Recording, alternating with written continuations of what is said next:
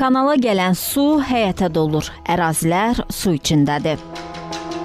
Akstafa sakini arxın fəaliyyətindən narazıdır. Rayonun Qarahəsənli kənd sakini Sənan Orucov iddia edir ki, onun bağına yaxın ərazidən keçən arx daşanda bağı və həyətanə ərazisi su altında qalır. Bundan əlavə ərazidəki 20 hektardan çox ərazini suvarmaq üçün qazılan arteziyan quyusu da suyun altındadır. 21 hektar ərazinin suvarması üçün nəzərdə tutulan subarisiyan quyusu suyun altındadır.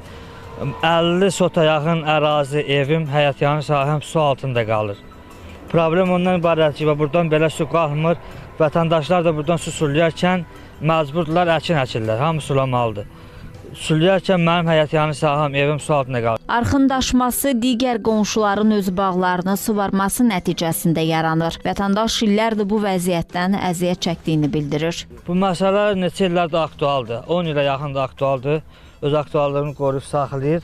Amma lakin bir problemin həlli, çözümünü bulan yoxdur. Şikayət eləmişsənsə qurumlara?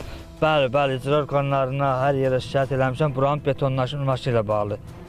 Şikayət eləmişəm, lakin hələ bir önəmli bir cavab almamışam. Çəkiliş zamanı müraciətimizə əsasən Akstafa Su Meliorasiya Sistemləri İstismarı İdarəsi əraziyə nümayəndə göndərdi. Əraziyə baxış keçirildi, problemdən xəbərdar olduqlarını bildirdilər. Qurumun rəsmisi Fərid Eyyubov Xəzər xəbərə bildirib ki, arxın vaxtı-vaxtında təmizlənməsi həyata keçirilir. Betonlanma işinə gəldikdə isə növbəllik prinsip əsasında bu arxın da yenidən qurulması nəzərdə tutulur. Arteziyan quyusu isə fəaliyyətini dayandırıb. Quyunun digər ərazidə yenidən qazılması planlaşdırılır. Cümşüd